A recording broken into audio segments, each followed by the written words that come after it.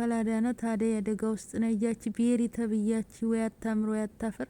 አደይን እንግዲህ መርዝ መርፌውን ልትወጋት ነው። እንግዲህ እጇም እግሯም ታስራለች። መከላከል ራሷን አትችልም። አደይ የሆነ ነገር ከሆነች ይህን ድራማ አናይም ማለት ነው። ለሰራተኛና ለድሃ ቦታ የሌላችሁ ሀብታም ብቻ የሚጫወቱ አሸናፊ የሆኑበት ድራማ ምን ልንማር ነው የምናየው? ክብር ለሰራተኞች ዝቅ ብለው ለሚኖሩ እውነት ምንን እንደው የምንማረው? ቤተሰብ እውነት እኔ ያስጠልቶኛል። እና ቤተሰብ አሁን ዳይመንድና ሩታ ይደርሱላታል። በሩ እየተንኳኳ ነው። ዳይመንድና ሩታ ካልደረሱላት የዴብ እናትም እንግዲህ እናቱን ሸኝቷል። ዴብም እንግዲህ ከዶክተሩ ጋር አደይን ስላገኛት ብቻ ለካ እኔ የማደርገውን ነገር እያላስቆምሽኝ አደይ ለካ ሌላ ህይወት ጀምረሽ ነው ብሎ እሱ ዶክተሩን አንቆ እሱ ባስኩ ብሎ ልግደል አለ። እንግዲህ የዴብ እናት ዶክተሩንም አለ ስራው አሳስረዋለች ማለት ነው።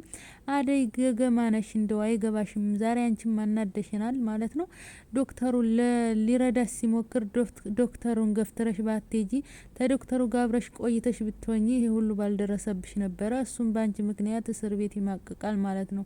ሴቶች የሚወዳችሁን ትታችሁ የማይወዳችሁን ስትታገሉ እውነት ዴብ ባንዴ በጣም ከልቡ ቢያፈቅርሽ በትንሽ ነገር አንቺን ሊጠረጥርሽ አይገባም ነበር። የእናቱን ሴራ ሲያገና ምንድን ነው የሚሆነው? ዴብ እውነት ዴብ ትግስት የሚባል ነገር የለህም። ትግስት ለፍቅር አስፈላጊ ነው። ባንዴ እንደዚህ ቱግ ማለት ለምትወደው ሰው መስዋዕት መክፈል አለብህና የእናት ሴራ መሆኑን ስታቅ ምን ልትል ነው? አደይ ግን እንደው ወደፊት ዴብ የእናቱ ሴራ ገብቶት ቤሪን ትቶ ወደ አንቺ ቢመጣ እንዳትቀበዩ። ባጣቆኝ አይደለሽም። በቃ ተዶክተሩ ጋር ትቀጥል አደይ በህይወት ከተረፈች እና እሱ ብዙ መስዋዕት እየከፈለላት ነው። እንደዚህ ምንም እየከፈለላት በጣም አስተዋይና የተረጋጋ ነው። የከበረው ይመጣል የረከሰው ሲሄድ። ዴብ ሲጀመር የሚረጋጋ ሰውና የሚያስተውል በጣም ቅናተኛ ነው። ቅናተኛ ደግሞ ሰው ለወደፊት ህይወት አይሆንም ማለት ነው። እና ስለዚህ ቤሪ እንግዲህ አይሳካልሽም፣ ተስፋ እናረጋለን። ሩታም እንግዲህ ተጨንቃለች። እሷ ያው ለአደይ ባይሆንም ለዶክተሩ ተጨንቃለች። ዶክተሩን በጣም ስለምትወደው ዶክተሩ ግራ ገብቶታል። ይች ሊቆለን የምታስብልኝ የምትጨነቅልኝ ምንድነው ይላል። ዶክተር ፍቅር ነው እንዴ? አይገባህም እንዴ? አንተ ለአደይ እንደምትወዳት ነፍስህ እንደዚህ አትህላት። እሷም በአንተ ፍቅር ነው ዝም ብላ ስሬ በየሆቴሉ በየገባህበት በየሆስፒታሉ የምትመላለሰው። እና እንግዲህ ሩታ በጣም ተሳዝናለች። መልካም ሰው ናት ሩታ፣ ግን የሚያፈቅራት ሰው ላይ ያልወደቀች ምን ዋጋ አለው? ፈላጊና ተፈላጊ ሳይገናኝ ሞተ የሚባለው ይህን ጊዜ ነው። እንግዲህ ቤዛ እንደገና ቆዳዋን አላስልሳ ክፋቷን እጥፍ ድርብ ጨምራ እነ ፍቅር ቤት ሰተት ብላ ገብታለች። ከፍቅር እናት ደግሞ በአፏን በማለስለስ የሆነ ነገር ልትወስድ ነው ማለት ነው። እንግዲህ ለሊንም ጉድ ሰርታታለች። ለሊ ከዛ ቤት አልወጣም ብላለች። እንግዲህ 3 ቀን ለቤቱ የምትወጣ ድረስ ለቃ ሰጥታታለች። ባቡሬ እንውጣ ቢላትም መውጣት አልፈልግም ብላለች። ለሊ ውጪ በቃ ተቤዛም በላይ ኤላ ነው የከዳሽ። ኤላ ለሷ ከፈረመላት ቤቱን ምንም ማረጋችም ማለት ነው። ስለዚህ ብትወጪ የተሻለ ይሆናል ብዬ አስባለሁ ላንቺ እኔ። ምክንያቱም እዛ ቁጭ ብለሽ የሰው ቤት ነው ተዋርደሽ በፖሊስ ተምትወጪ አንቺ በስነ ስርዓት ብትወጪ እንዴ ሌላ ራሱ ጥፋተኛ ነው። በቃ የሌላ ህይወት ጀምሮ እሷ ሌላ ህይወት ለምን ትጀምራለች ብሎ በአንዴ ተቀይሶ የከዳት ጥሏት የሄደው እሱ ነው አይደለ? ይቺ ልጅ ሰው የሚወደውን ሰው ተሌላ ሰው ጋር ብናየው ደስተኛ መሆን አለንብን።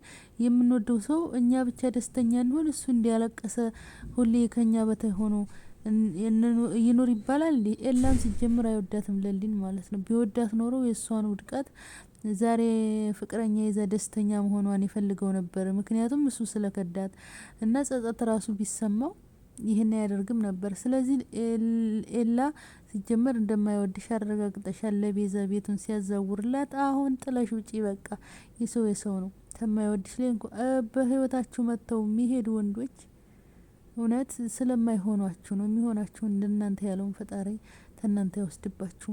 የተሻለ ነገር ነው ምንም ቢሆን እና አሁን ደግሞ አደይ ተሰብረሽ ማየት ማልቀስ አንፈልግም። ቆፍጠን ቆረጥ ብለሽ እሱን እዛ ቆሞ መጠበቅሽ ባጣቆይኝ አይደለሽም። በቃ እሱ ምርጫውን መርጧል፣ እናቱን ወርጧል። እናቱን ከመረጠ ደግሞ በቃ ታዩ አንቺ እኮ ከእናትሽ በላይ እሱን አስበልጠሽ እናትሽ ተያት ታግቢ ስትልሽ እናትሽን ትተሽ እሱን መርጠሽ ነበር። እሱ ግን አንቺን ከእናቱ ሊመርጥሽ አልቻለም። በቃ ምርጫውን አይተሻል። ስለዚህ ተመራጭ ስላልሆንሽ በቃ ከዚህ በኋላ ተመልሶ ቢመጣም አትቀበዩም። መውደድ ከባድ ነው፣ ግን ደግሞ የሚወዱን ሰዎች ብለን እነኛ ሰዎች ትክክለኛ ካልሆኑ ህይወታችን የተባሰ ነው የሚመሰቃቀለው ማለት ነው። እና ፍቅርም እንግዲህ ተስፋ ቆርጣለች። አሁን ላይ የዴብ እናትም ወደ መጣችበት ተመለሰች። ግን ፍቅር አደይን ያልሆነ ነገር ብላ ለዴብ እናት የነገረቻት ለሱ የምትድራ መስሏን ነበር። አሁን እንግዲህ ቤሪን ስታይ እንግዲህ ብታረገውም ነገሩ አይቆጫትም። ግን ደግሞ ዴብን መቼም አላገኘሽም ፍቅር፣ ከዚህ በኋላ ተንኮል አቁሚ። ለፋሽ አደይን አሰቃየሽ፣ ስንት ነገር አረግሻት። ይሄው ዴብ ያንቺ አልሆነም። ከዚህ በኋላ ምንም ስለማይሆን ተንኮልና ክፉ ይሆን ሸራሽን አትጭ። እንዳንቺ ተመሳሳይ ዳኒ ተሱ ጋር ብትሆኚ ያምርብሻል ማለት ነው።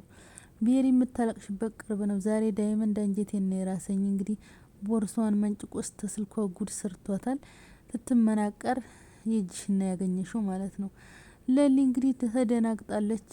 ለሊ ዶክተሩን ደግሞ በጭፍን ሄዳ እንዳትናገረው ፈራሁ ማለት ነው። ምክንያቱም አደይ አሁን ገብቷታል። ዶክተር ያለኝን ነገር ሰምቼ ቢሆን እዚህ ውስጥ ባልገባው ነበር እያለች ነው።